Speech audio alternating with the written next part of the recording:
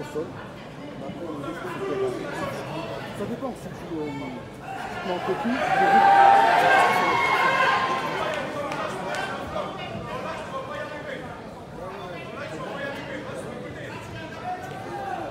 Moi, je mettrais...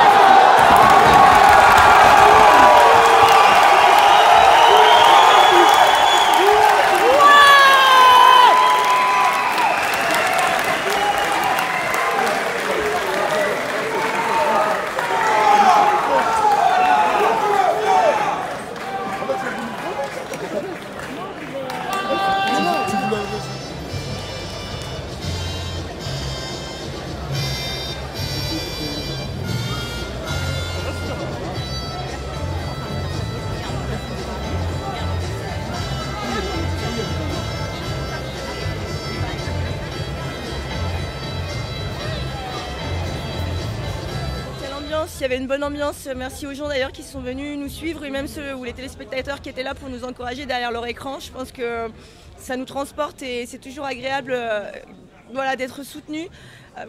J'espère qu'on leur a donné un peu de plaisir dans ce MMA et cette deuxième édition de l'Hexagone. Il y en aura d'autres, donc voilà, et il faut encore travailler puisque moi pour ma part je fais ex-aequo. J'ai tenu jusqu'au bout, mais voilà, c'était intense, c'était fort.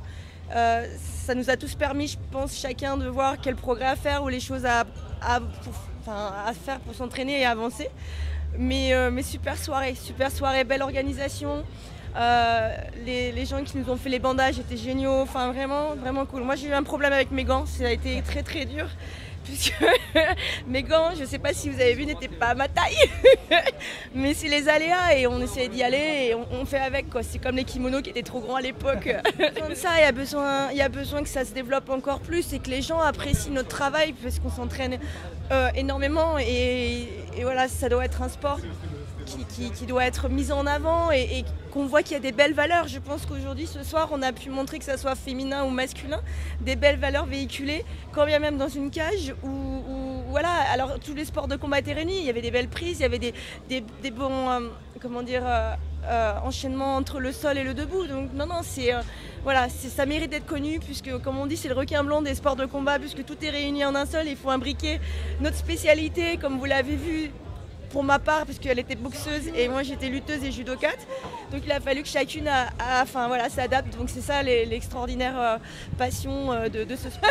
Je crois que c'est bon, je pouvais rentrer tranquille, même si on n'avait pas vu. Non, ouais, après, il y a l'arbitrage où il aurait fallu encore avoir plus d'informations, puisque moi je débute, c'est que mon troisième, faut bien comprendre. Finalement, je suis contente d'avoir passé beaucoup de temps dans la cage.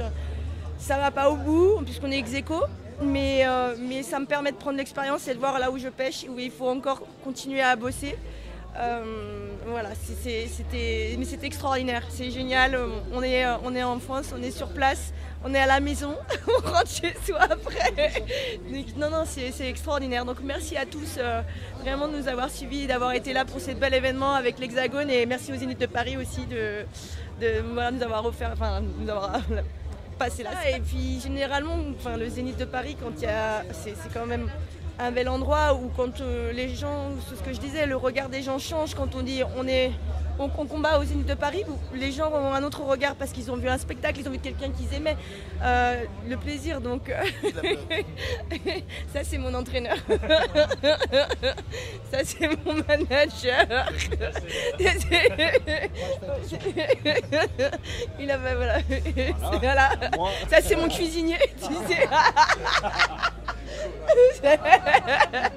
Je les entends. Voilà. Bon c'était les aléas du direct. Voilà. Ouais, en fait c'est les règlements, elles donnent des coups, donc c'est vrai que sur le coup ça fait bizarre parce que forcément c'est l'arrière de la tête. Et mais après voilà, on se relève, et puis il faut reprendre direct nos esprits et on repart. Enfin voilà, il y a des mauvais coups, je les ai pris. Et on repart et on y va et on y retourne. De toute façon, l'objectif, c'est de gagner. Donc même avec les mauvais coups ou certains coups, voilà. Et fallait y aller. Après, en fait, la différence, c'est que moi, je fais 1m61 et elle 1m75. Donc à partir de là, vous aviez un petit modèle, voilà, avec une grande couleuvre. Enfin, je sais pas, un serpent contre un bébé, je sais pas. Enfin, non, en fait, la taille et la différence fait qu'elle était plus agile que moi parce que forcément, il fallait casser la distance et aller la chercher. Et comme en plus, elle, c'est une spécialiste de la boxe et qu'elle savait très bien qu'il fallait pas que j'aille la coller, forcément, c'était son game, ce qu'on appelle le game plan, donc elle l'a très bien fait. Et puis à moi d'avoir pu essayer de rentrer. Et parfois je prenais des coups perdus et puis au sol, elle savait aussi très bien ce que je faisais. Donc voilà, c'était une maîtrise mutuelle et il fallait absolument se dépasser. En fait, c'est deux profils différents. Donc elle est plus souple parce que forcément elle vient de la boxe et qu'en fait c'est un sport où on est beaucoup dans la souplesse. Et pour ma part, moi je viens d'un sport où en fait on est dans le tirage, dans les tractions. Enfin, donc c'est deux profils différents, vraiment deux profils différents. Donc c'est très compliqué c'est très intéressant parce que ça permet de voir à plusieurs personnes les profils. Donc c'est ça qui est bien. Alors je bosse plus de 48 heures en une journée de 24 heures. Je pense qu'il faut se donner en 72 heures dans une journée de 24 heures. Non, ce que j'ai retenu, c'est ça m'a permis encore d'avoir de connaître le terrain de la cage. C'est quelque chose qu'on n'a pas beaucoup en France, on n'a pas encore beaucoup de cages dans des clubs. Moi j'ai la chance d'avoir à Marseille, mais quand je remonte à Paris, on en manque. Donc là ça m'a vraiment permis de gérer l'espace, d'avoir aussi de savoir comment progresser sur mes lacunes, parce que ça a duré longtemps. Et puis ce que je retiens, ça a été une très belle organisation, bien organisée. Quelques aléas pour ma part, mais avec le sport de haut niveau, on fait avec les aléas. Ok, il y a ça qui galère, qui ne va pas, on s'adapte et on va y aller. Il y a peut-être des gens à qui ça va perturber. Je me dis allez, c'est pas grave, on y va, il faut gagner. Ouais, je deviens toujours positive, même si après c'est la loi du sport. C'est dur, hein. J'ai lâché ma larme, hein, faut pas croire. Il y a un cœur qui bat là-dessous, même si je suis dans une cage. Mais on y retourne. C'est ça qui fait votre force. Et dans l'échec, et encore, mon entraîneur vous dirait que c'est pas un échec, puisque je n'ai pas perdu, puisqu'on est aujourd'hui en ex-aequo, mais c'est ce qui permet aussi d'être encore plus focus et de vous dépasser encore plus, parce que vous dites ah, j'y suis pas arrivé. Peut-être que si j'avais gagné, peut-être que j'aurais pris différemment les choses. Là, je sais, attends, il me manque ça, on va travailler sur ça. Donc là, on a encore un autre profil pour y arriver. Ouais, c'est toujours de performer. Là, comme ils me disent, j'ai pas pris le point rouge, on est ex-aequo. C'est juste un ralentissement dans ma carrière et je pense que quand on va pouvoir maîtriser ce qui me manque, c'est ce qu'ils me disent. Ils me disent aujourd'hui, tu vas pouvoir performer et être une destructrice, comme ils me disent. Voilà, il y a une puissance, tu es là, tu as un mental, vous l'avez vu hein, jusqu'au bout. Et voilà, je vais y arriver. Et toujours mon objectif, c'est l'UFC ou d'autres organisations vraiment intenses. Faut continuer et avancer. C'est là, soit je m'assois et on arrête tout, et c'est pas mon genre et on sort de sa zone de confort et on y va. Particulière dans ce profil-là, étant donné qu'elle fait 1m75 et en plus elle tient la distance. Il faut absolument que j'arrive à rentrer et il a fallu que je rentre à chaque fois en essayant d'éviter les percussions et de rentrer. Et ce qui est très difficile, c'est de trouver le bon timing pour rentrer dans son espace. Et comme je vous dis, c'est Tetris en fait. Il faut que j'assemble. Ouais, c'est ça. Oui, il y a eu beaucoup de 1000 points. Mais ouais, c'est vraiment. C'était le game plan. De toute façon, je ne serai jamais une vraie boxeuse. Donc il fallait que je rentre dedans et que j'aille dans mon domaine. Et c'est ce qui a été fait, sauf que. Il y a eu certaines pertes de contrôle qui m'ont coûté cher et voilà. Voilà. Écoutez, pour moi c'était une première. C'est la première fois que j'assistais à des combats de MMA. C'était vraiment extraordinaire. C'est vraiment quelque chose de spectaculaire, ces combats de MMA. Et ben, ça donne envie de revenir et ça donne envie j'ai envie que ce sport se développe un peu en France pour qu'on puisse avoir plus l'occasion d'y assister, quoi. Et non, comme je le disais, c'était une première pour moi et je le connaissais évidemment un petit peu à la télé, et puis pour avoir côtoyé Lucie du coup dans cette aventure Koh-Lanta, donc on en avait un peu parlé sur l'île, mais à part ça, je savais vraiment pas en direct, j'avais jamais assisté. C'est très spectaculaire, ouais. Je pense que son premier projet suite au combat qu'elle a malheureusement perdu ce soir, c'est de prendre des vacances, d'aller retrouver un peu l'eau claire sur les îles ou je sais pas où, donc prendre un peu de repos et puis elle verra bien après ses projets d'avenir, quoi. Alors j'ai vécu ça du coup avec ma femme ce soir et puis Laure aussi, une autre copine et puis plein d'autres copains de Koh-Lanta. Moi personnellement je dois dire que j'avais un peu peur quand même, voilà qu'elle se fasse mal, qu'elle se fasse très mal. Mais bon, après, la connaissant, on sait que c'est une vraie combattante, une vraie guerrière. Donc on n'avait pas de doute sur le fait qu'elle mènerait son combat durement, ce qu'elle a fait d'ailleurs. Mais bon, voilà, ça a pas complètement payé parce qu'elle a perdu ce combat, mais elle s'est bien battue. Et pour moi, elle a quand même dominé les 2 premiers rounds et s'est fait avoir, je pense, par l'expérience, par une adversaire qui avait beaucoup plus d'expérience. Ouais, elle avait pris un jeton dès le premier round, d'ailleurs, en dessous de l'œil, et elle avait déjà un 9 à partir du premier round. Et c'est vrai que son adversaire, comme on disait tout à l'heure, avec l'expérience qu'elle avait, comme vous dites, essayait de taper là où ça faisait mal. Et du coup, en dessous de cet œil-là, jusqu'à ce qu'elle tape dans le mille à un moment et à partir de là, après, qu'est-ce qui se passe dans la tête des combattantes ou des combattants, ça on ne sait pas. La peur d'avoir encore plus mal, la peur de prendre un coup où il ne faut pas. Voilà, il y a plein de choses qui se mélangent certainement et du coup, je pense que si on lui avait laissé une minute de repos derrière, elle aurait pu terminer ce combat autrement.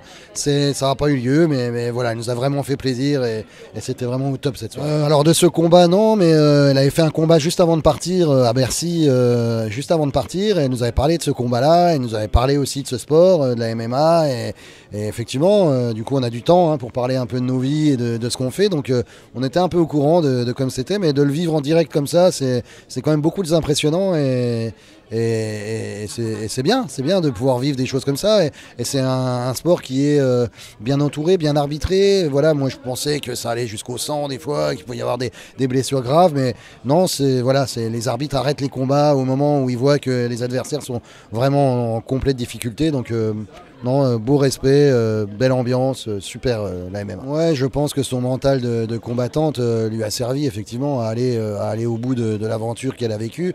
Parce que je pense que des sportifs de haut niveau comme elle, voilà, ont un mental d'acier et ça, pour des aventures comme celle-là, ça sert forcément. Ouais. Écoute, elle est très belle cette ceinture, elle est très belle et c'était l'objectif de fin d'année, il est atteint.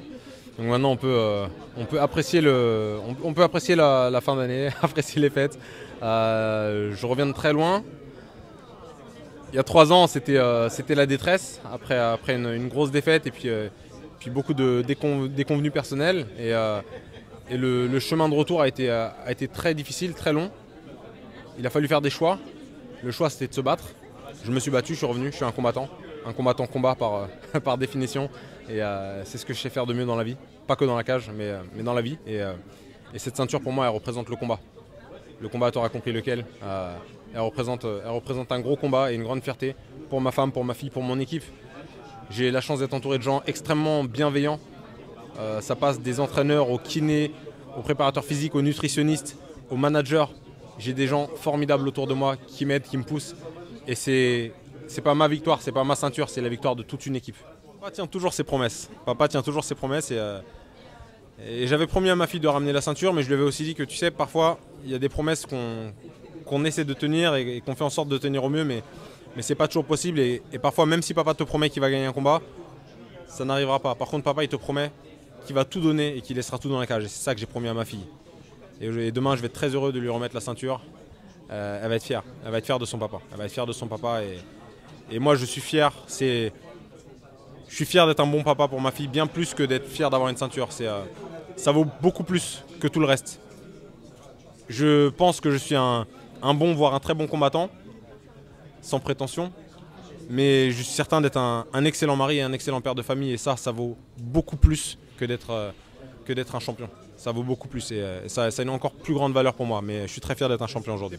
J'étais porté par le public, il y avait énormément de monde qui était là pour me soutenir et j'espère avoir offert une performance à la hauteur de leurs attentes. Je pense que oui. Il y en aura d'autres.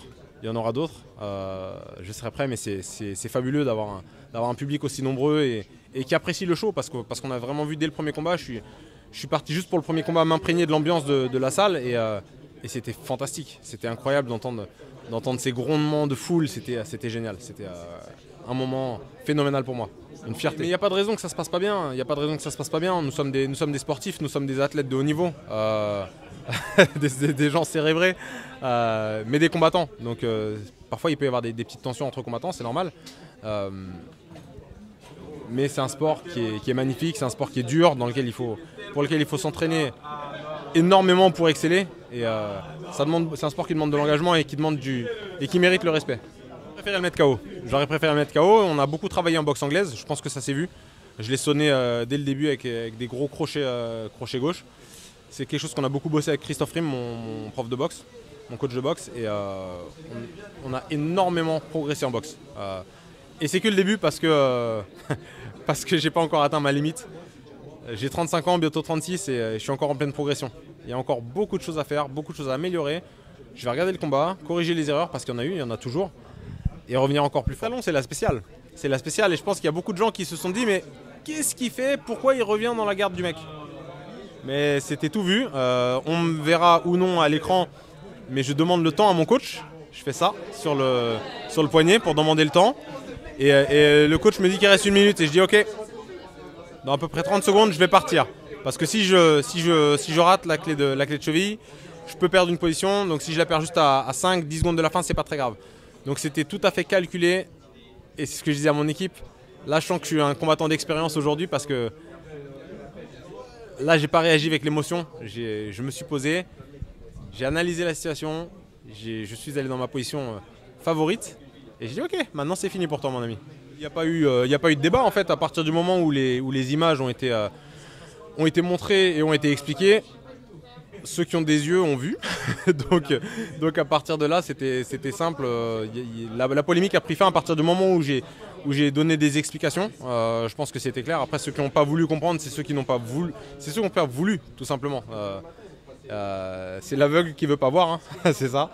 Et non, il n'y avait pas de polémique. Moi, j'ai 15 ans de carrière, 38 combats maintenant. Je pense que j'ai montré depuis longtemps qui j'étais, quel genre de personne j'étais dans la vie comme dans le combat. Je suis quelqu'un qui avance, je suis quelqu'un qui est agressif dans le combat mais qui est respectueux. Je l'ai montré encore ce soir. Il y a eu beaucoup de respect entre nous, des mots qui se sont échangés que vous ne comprendrez pas, c'était en portugais, mais voilà, avec énormément de respect et je souhaite d'ailleurs tout le meilleur à mon adversaire. Je le rappelle, c'est un sport avec du respect. Le dernier combat, mon adversaire avait eu un geste grave par 2 reprises. Voilà, il a été disqualifié, c'était on ne peut plus normal. Il y a plein de choses qu'on peut faire, mais moi j'arrivais à écouter mon coach, j'arrivais à écouter le coach de mon adversaire. Il est brésilien, mais je parle portugais, donc j'entendais ce qu'il lui disait, donc je prenais de l'avance. Et puis de toute façon, il y a l'analyse, il y a la propre analyse que moi je fais, l'expérience qui fait que on sait comment se positionner pour un combat et c'est l'expérience qui parle aussi.